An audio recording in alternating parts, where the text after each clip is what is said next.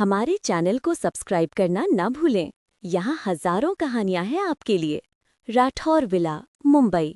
देख रही है ना भाभी, सुबह के 9 बज गए हैं लेकिन अभी तक इस लड़के का कोई अता पता नहीं। बिल्कुल नालायक हो गया है। सुबह नाश्ते की टेबल पर प्राची जी ने अंबिका जी से कहा। अंबिका जी धीरे से मुस्कुराईं। आप तो जानती ही हैं दीदी कि अर्जुन ऑफिस के काम से गया है। हो सकता है उसे क्लाइंट से मिलने में देर हो गई हो या फिर क्लाइंट ने मीटिंग सुबह में रख दी हो। इतना परेशान मत होइए, वो आ जाएगा। अंबिका जी ने प्राची जी की परेशानी देखकर उन्हें समझाया। वो तो मुझे भी पता है भाभी कि वो आ जाएगा, लेकिन कब? जब हम यहाँ से चले जाएंगे तब। मैं अपने बच्चे से मिल भी नहीं पाऊंगी और पता नहीं फिर कब वो घर आएगा। प्राची जी उदास स्वर में बोली। दोनों ननंद भाभी मिलकर अब सुबह का नाश्ता टेबल कर रख रही थीं, लेकिन अभी तक अर्जुन घर वापस नहीं आया था। इस कारण प्राची जी कुछ परेशान हो रही थीं।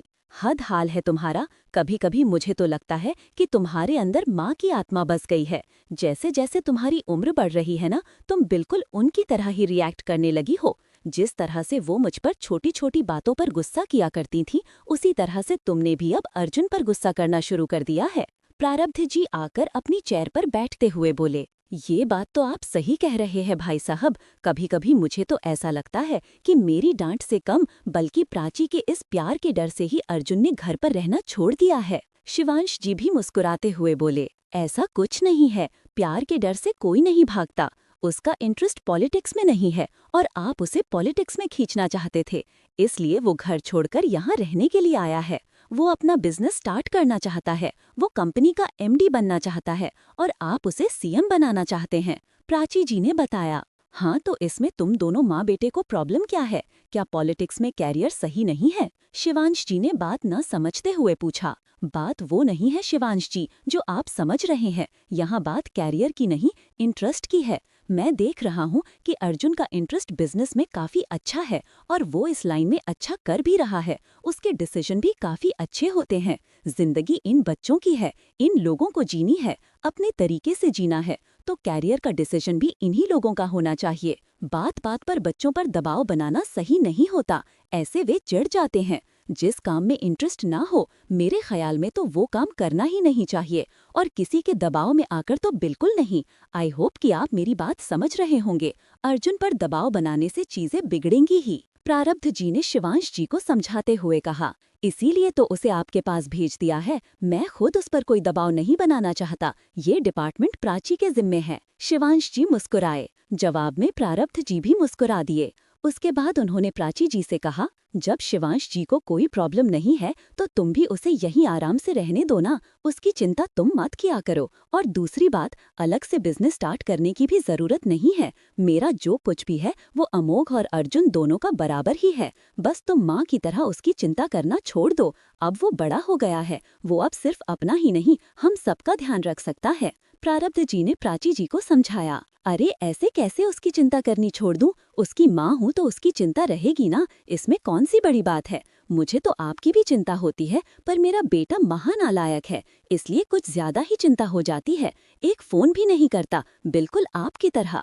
प्राची जी ने कुछ याद दिलाते हुए कहा। इस तरह से इनडायरेक्ट में बात घुमा घुमा कर कहने की क्या जरूरत है? सीधे डायरेक्ट बोलो ना कि तुम मुझे नालायक कह रही हो। मैं बिल्कुल बुरा नहीं मानूंगा। प्रारब्ध जी ने अपनी मुस्कुराहट दबाते हुए कहा। आपके बुरा लगने की परवाह किसे है? मुझे तो बिल्कुल नहीं। प्राची जी ने भी हाथ झाड़े। वैसे इस बार नालायक मैंने आपको नहीं कहा है, मैंने अपने बेटे को कहा है। वैसे आपकी बात भी बिल्कुल सही है, प्राची जी ने सोचते हुए कहा।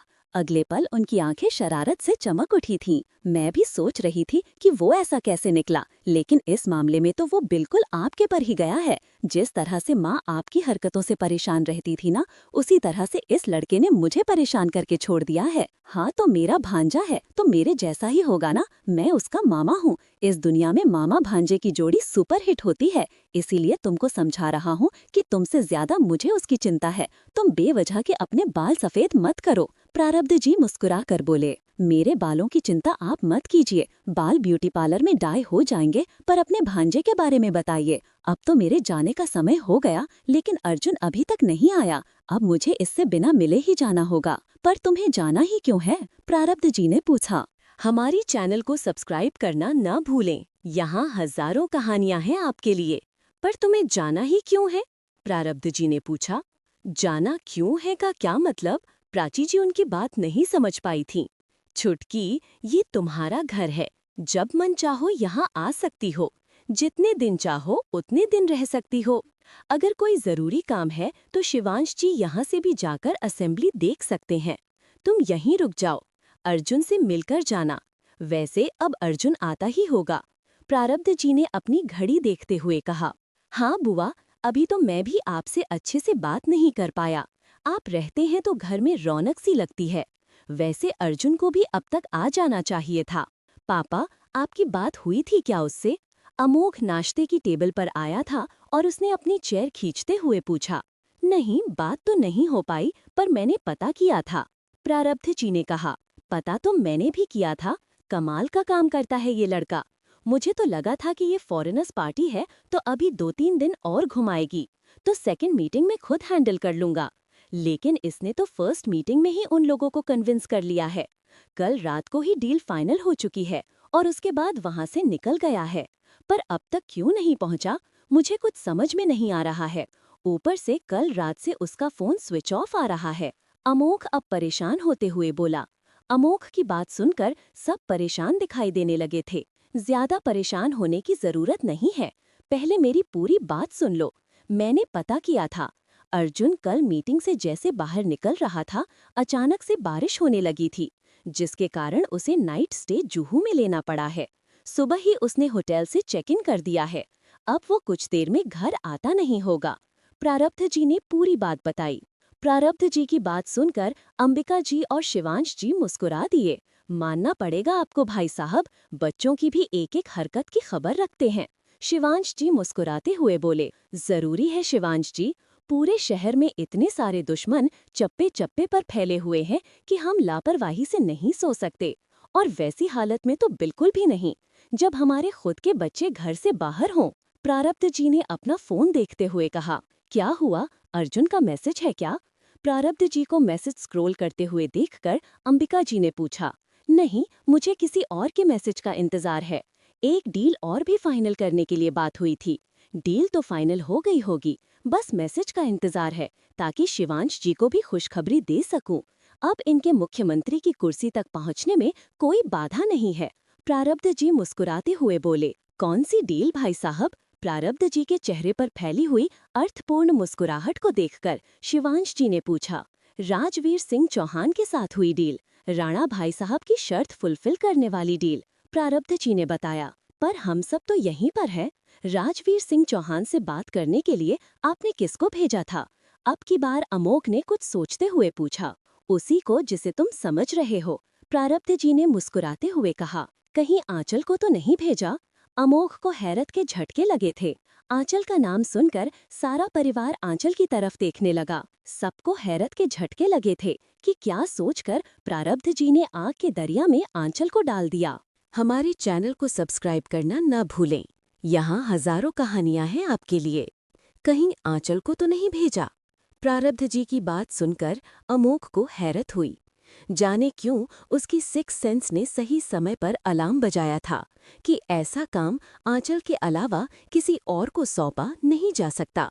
वहीं आंचल का नाम सुनकर सारा परिवार हैरान होकर प्रारब्ध जी की तरफ देखने लगा। आपने इस काम के लिए आंचल को लगाया है, उस छोटी सी लड़की को? अंबिका जी को विश्वास नहीं हो रहा था। प्रारब्ध जी ने हाँ में सिर हिलाया। अब वो कोई छोटी सी 3 साल की मासूम लड़की नहीं, पूरी 20 साल की समझदार लड़की हो गई है। लेकिन तुम सब ऐसे कैसे मेरी तरफ क्यों देख रहे हो? ऐसा लग रहा है जैसे मैंने आंचल वहां भेजकर कुछ गलती कर दी है। प्रारब्ध जी ने कुछ न समझते हुए पूछा। गलती? पापा, मुझे तो समझ में ही नहीं आ रहा है कि आप इतना बड़ा डिसीजन, वो भी आंचल को वहां भेजने का, कैसे ले सकते हैं। माना कि वो 20 साल की समझदार लड़की हो चुकी है, पर बच्चे तो माँ बाप के लिए हमेशा बच्चे रहते हैं। क्या आपको पता नहीं है कि वहां पर जगह जगह उसके लिए मौत पिछी है?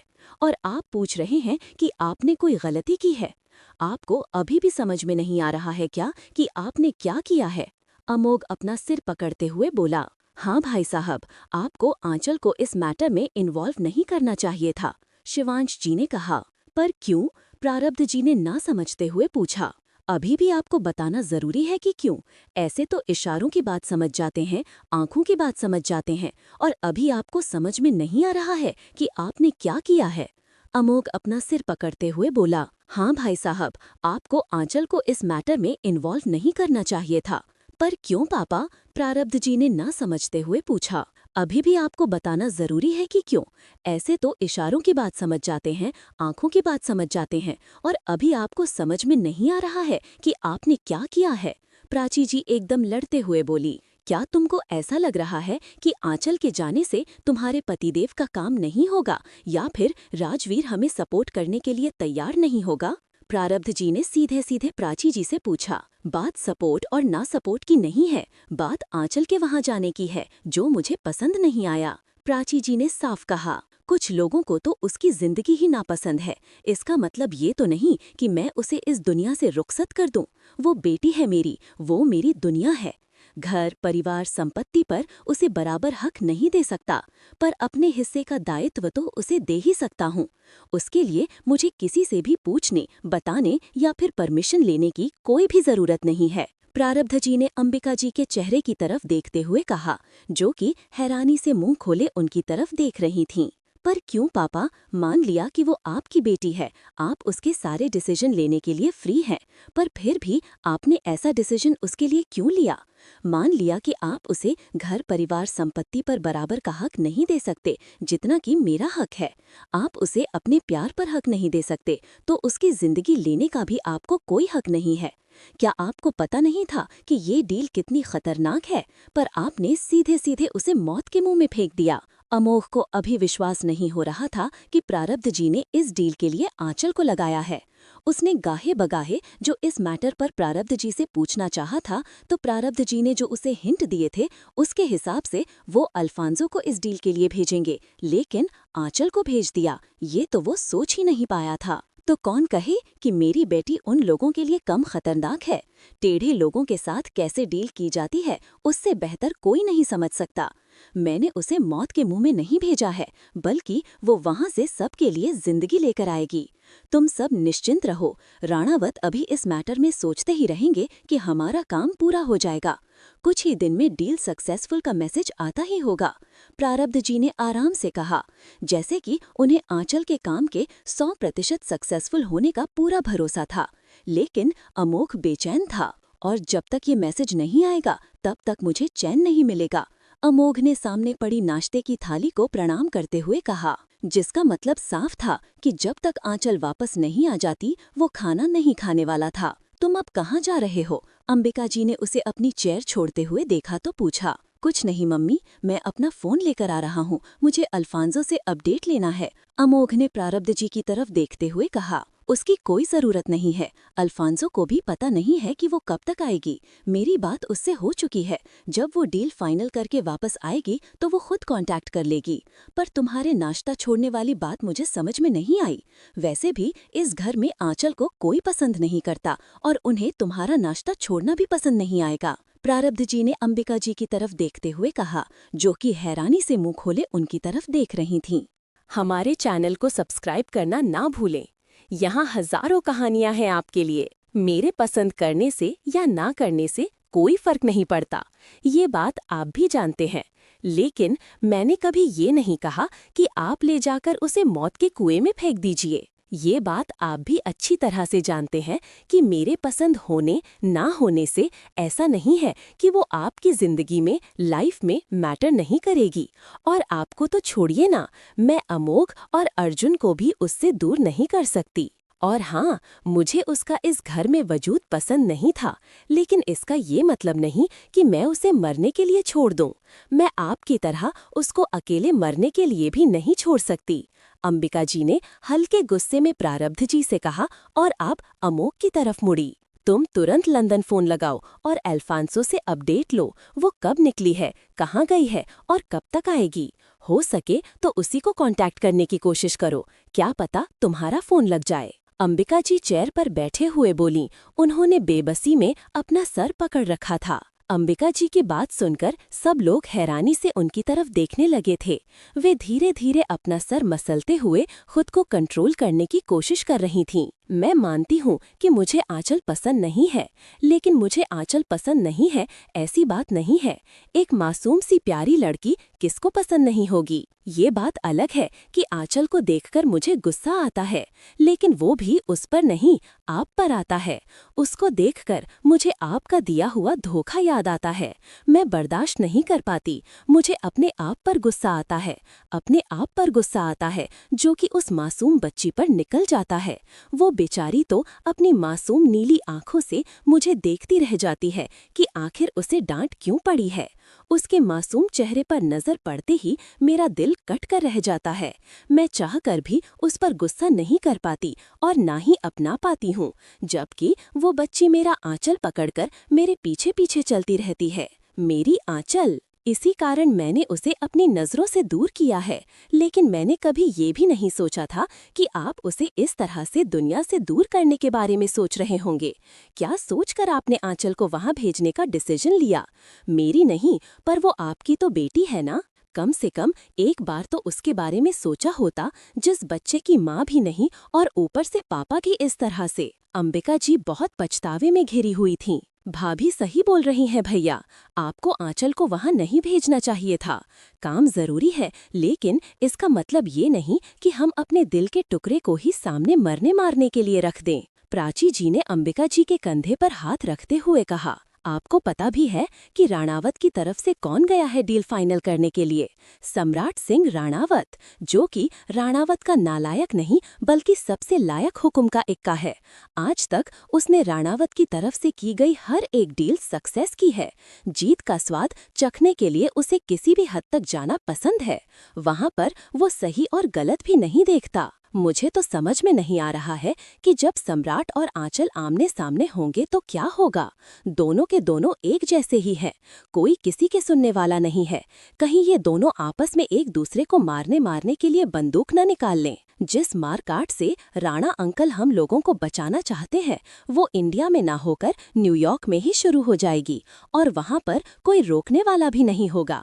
भगवान जाने वहाँ पर क्या हो रहा होगा। अमोघ अलग ही परेशान था। अरे बस भी कीजिए आप लोग, मैंने ऐसा कुछ नहीं किया कि चारों तरफ से आप लोग मेरे ऊपर टूट पड़े हैं। प्रारब्ध जी ने सबको रोकते हुए कहा, अभी भी कह रहे हैं कि कुछ नहीं किया? सब करके बैठे हैं और कुछ नहीं किया। बहुत काम कर चुके हैं आप, और अब मेरे ऊपर मेहरबानी करके कुछ मत कीजिएगा। चुपचाप यहीं बैठे रहिए। अंबिका जी का गुस्सा प्रारब्ध जी के ऊपर टूट पड़ा। अमोघ, आंचल को तुम फोन लगाओ, उससे मेरी बात कराओ। मैं उसे तुरंत अभी कभी इंडिया आने के लिए बोलती हूँ। देखती हूँ मैं कौन रोकता है मुझे। भाड़ में जाए डील, भाड़ में जाए राजनीति। मुझे मेरी बेटी सही सलामत मेरी आंखों के सामने अभी के अभी चाहिए। अंबिका जी गुस्से में प्रारब्ध जी की तरफ देखते हुए अमोघ से बोली, यानी कि अब आपको आंचल के यहाँ आने में कोई ऑब्जेक्शन नहीं? प्रारब्ध जी ने हैरान होते हुए अंबिका जी से पूछा। जारी है। हमारे चैनल को सब्सक्राइब करना ना भूलें। यहाँ हजारों कहानियाँ हैं आपके लिए। अमोघ, आंचल को तुम फोन लगाओ, उससे मेरी बात कराओ। मैं उसे तुरंत अभी इंडिया आने के लिए बोलती हूँ। देखती हूँ मैं कौन रोकता है मुझे। भाड़ में जाए डील, भाड़ में जाए राजनीति। मुझे मेरी बेटी सही सलामत मेरी आंखों के सामने अभी के अभी चाहिए। अंबिका जी गुस्से में प्रारब्ध जी की तरफ देखते हुए अमोघ से बोली, यानी कि अब आपको आंचल के यहाँ आने में कोई ऑब्जेक्शन नहीं? प्रारब्ध जी ने कुछ मुस्कुराते हुए अंबिका जी से पूछा। जहाँ तक मुझे याद है कि आप ही उसका चेहरा नहीं देखना चाहती थीं। प्रारब्ध जी ने जैसे पिछली बात याद दिलाते हुए कहा। प्रारब्ध जी की बात सुनकर अंबिका जी अपनी बात पर ही लज्जित हो गई थीं। ऐसा कुछ नहीं है, वो सब पुरानी बातें हो गईं और मुझे उसके यहाँ आने पर अब ऑब्जेक्शन तो बिल्कुल भी नहीं है। जब सारे घर वाले उसे अपनी जिंदगी में स्वीकार कर चुके हैं, तो फिर एक मेरे ऑब्जेक्शन करने से क्या फर्क पड़ता है? क्या मैं नहीं जानती अमोघ और अर्जुन छुप छुप कर आंचल से मिलने के लिए लंदन जाते रहते हैं? फर्क बस इतना ही है कि आप जो करते हैं डंके की चोट पर करते हैं, ये लोग छुप छुपा कर करते हैं। मैं अब इस किस्से को ही खत्म कर देती हूँ। आंचल अब यहीं पर हमारी आंखों के सामने रहेगी, कम से कम सुरक्षित तो रहेगी। ये लोग भी वहाँ जाते हैं तो दिल में एक डर लगता है, और वो लड़की अकेले ही वहाँ रहती है तब भी दिल में डर बैठा रहता है। और ऊपर से आपके कारनामे, समझ में नहीं आता कि आपने क्या सोचकर उसे आग से खेलने की परमिशन दे दी। मैं इतना कुछ नहीं झेल सकती, मेरे अंदर आपके जितना मजबूत दिल नहीं है। अंबिका जी तेजी से बोली, मम्मी, मैं आपको हर्ट नहीं करना चाहता था, पर वो मेरी बहन है। अमोक ने धीरे से कहा। उसे लग रहा था कि उसके बार बार वहां जाने से अंबिका जी नाराज हैं। हाँ तो मैंने कब कहा कि वो तुम्हारी बहन नहीं है, पर पहले खुद भाई बनने के लायक तो हो जाऊं। भाई का मतलब समझते भी हो क्या होता है। अंबिका जी ने अब अमोक को आड़े हाथ लिया। अंबिका जी के गुस्से को देखकर अमोक ने अपना सर झुका लिया, जबकि प्रारब्ध जी मुस्कुरा रहे थे। भाई का मतलब वो होता है जिसके रहते बहन के ऊपर कोई आंच तो बहुत दूर की बात है, कोई बात की न आए।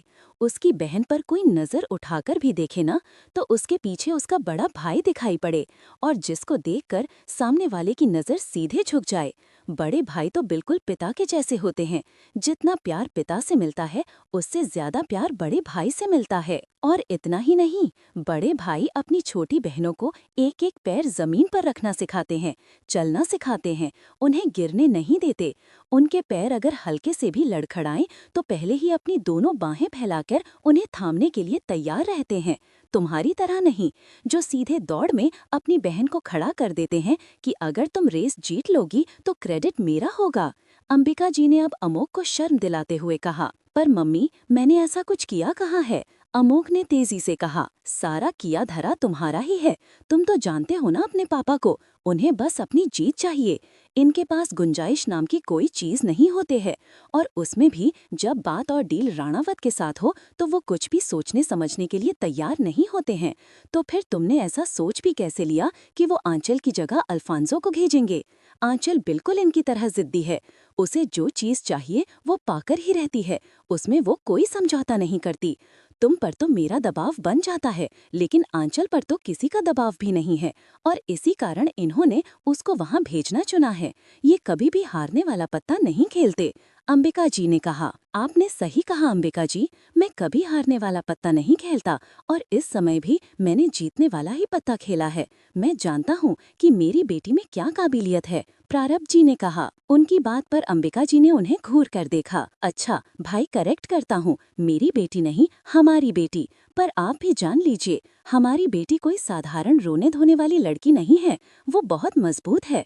लंदन का सारा बिजनेस वो अकेले ही देखती है, अल्फांसो तो सिर्फ उसकी मदद के लिए है। आपको याद होगा कि 3 महीने पहले मैं लंदन गया था, उस समय राजवीर सिंह चौहान लंदन में ही था। वो लंदन के कंस्ट्रक्शन बिजनेस में अपना पैर फैलाना चाहता था। आंचल ने उसे लंदन में जमने ही नहीं दिया। चूंकि वो इंडियन था, इस कारण अल्फांसो ने मुझे फोन किया था। तब तक आंचल उसके पैर आधे से अधिक उखाड़ चुकी थी। मुझे देखते ही राजवीर सिंह चौहान ने और अपने पैर पीछे ले लिए थे। अब हमारा काम राजवीर सिंह चौहान से है। इस कारण जो डील आंचल उस समय उसके साथ करने के लिए तैयार नहीं थी, अब वो डील फाइनल करेगी। आंचल उसे लंदन में सपोर्ट करेगी, बदले में वो हम लोगों को इंडिया इलेक्शन में सपोर्ट करेगा। ये आइडिया आंचल का ही है। मुझे इसमें कोई भी परेशानी या फिर गलत नहीं लगा है। इस कारण मैंने आंचल को एक ट्राई करने के लिए कह दिया है। प्रारब्ध जी ने पूरी बात बताई। तब तो बिल्कुल सही है, शिवांश जी ने बोला।